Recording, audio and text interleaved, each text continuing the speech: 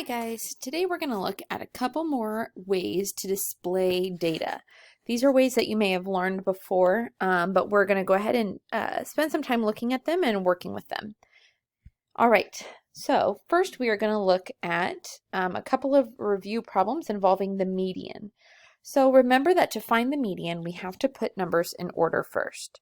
So I'm going to put my numbers in order from least to greatest. Next would be 42, and then 51, and then 63.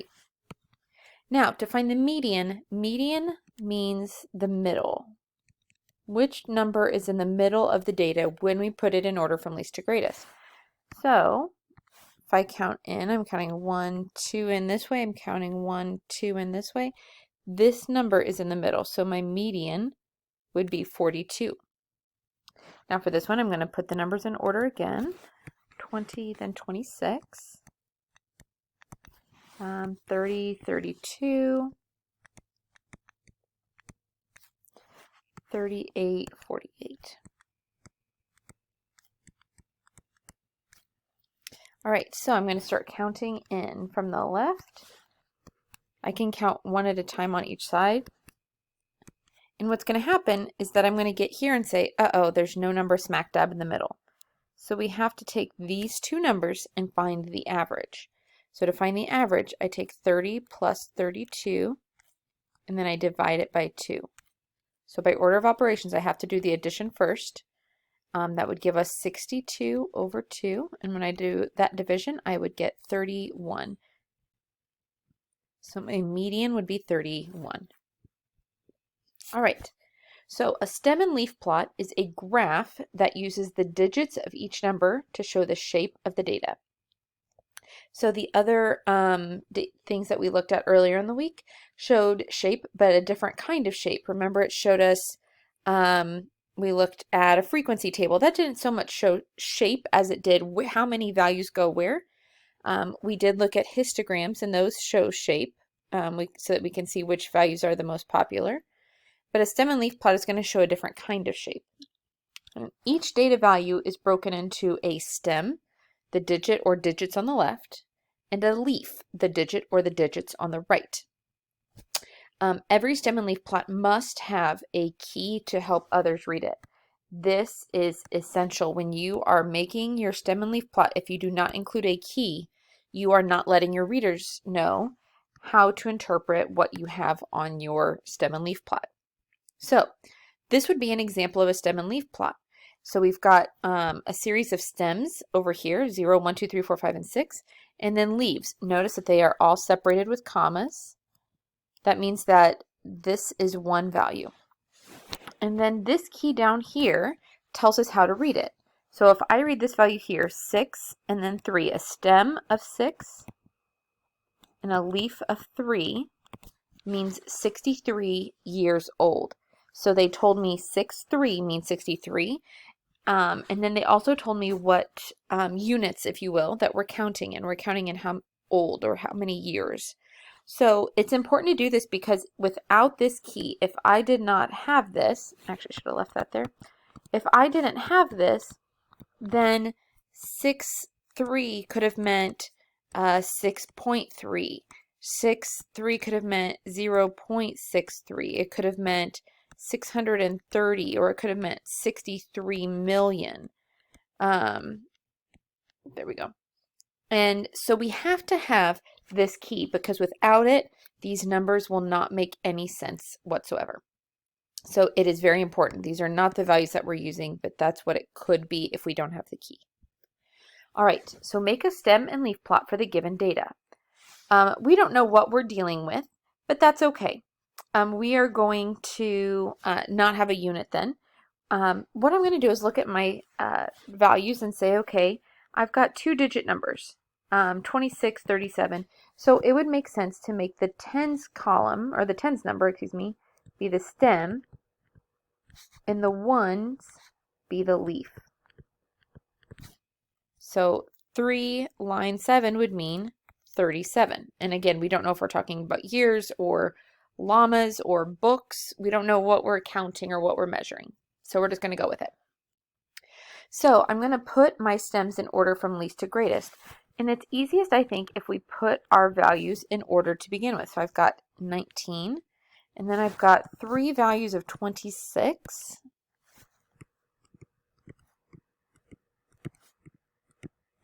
We've got a 33 and a 37. Then we've got 2 48s and a 49.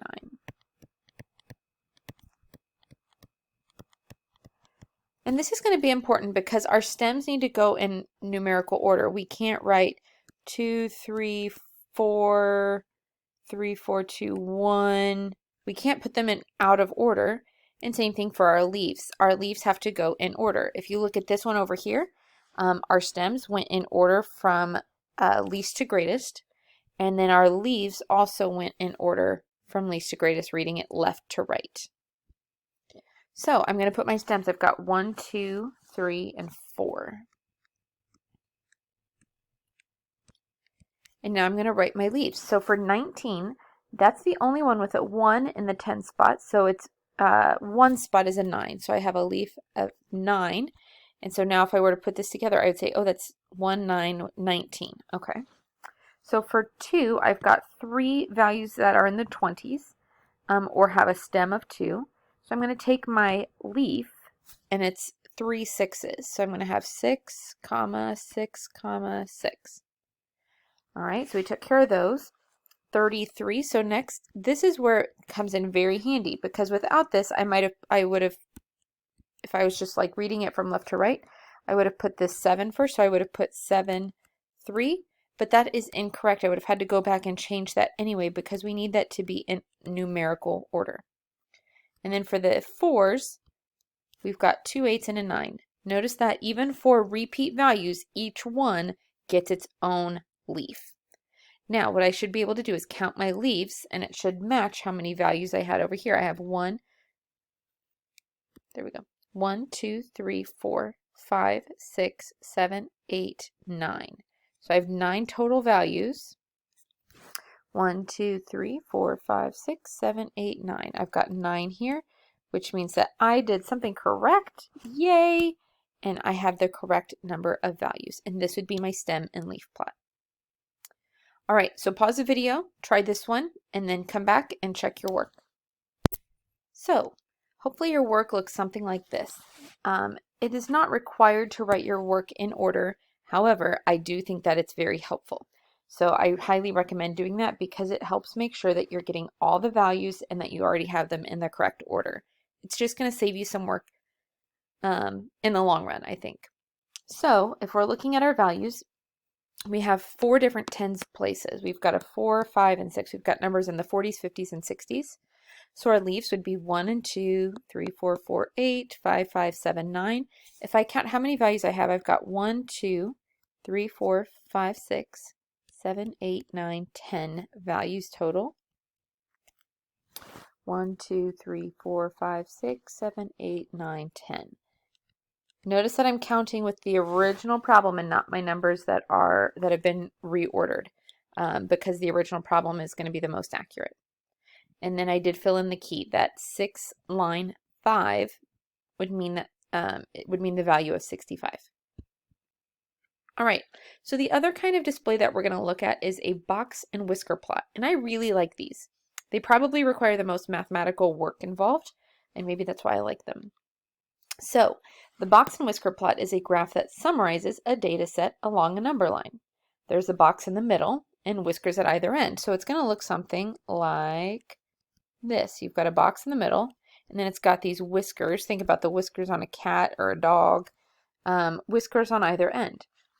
The least value set determines the left whisker, so this is where our least value would go. And then the greatest value determines the right whisker. This is our greatest value, or our maximum. And it's found using what we call quartiles. And so what it does is, if we have a set of data,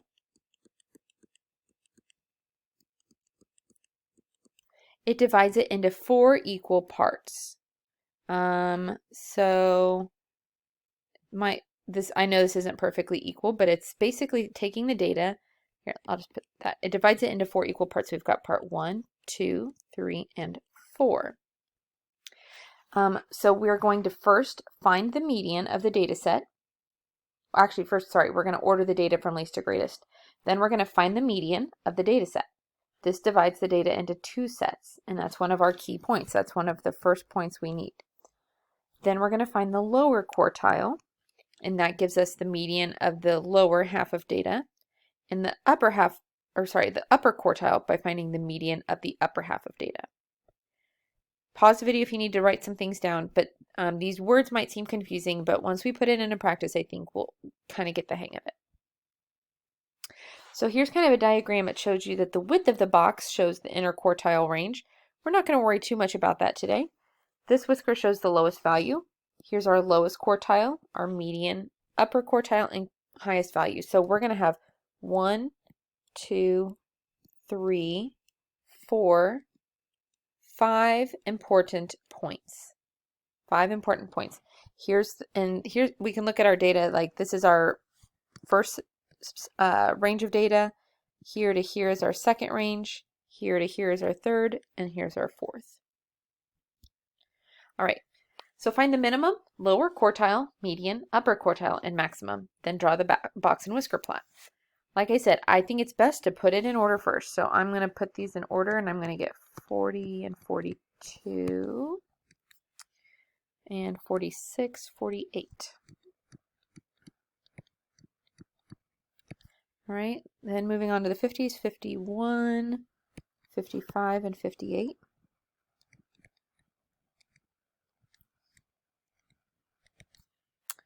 Then we've got 66, 67, 68, and 69. All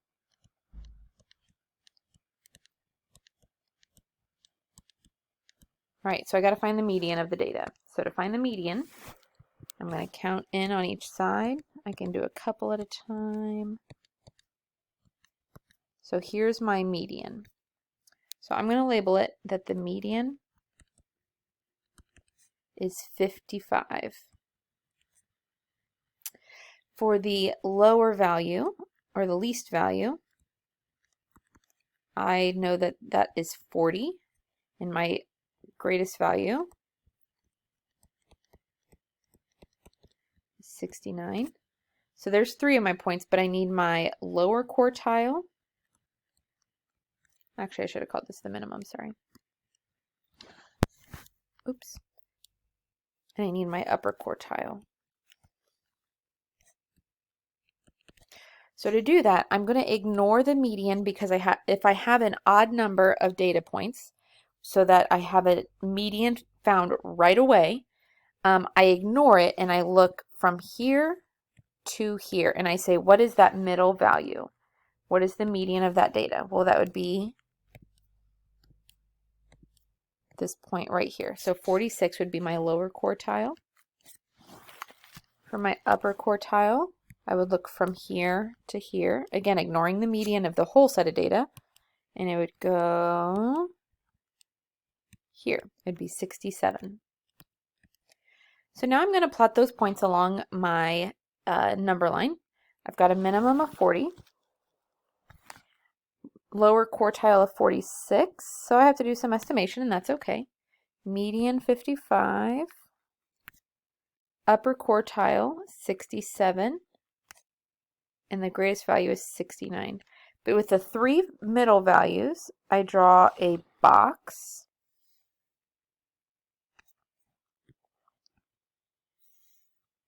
with a line going through that middle point, and then I draw whiskers to the outer points,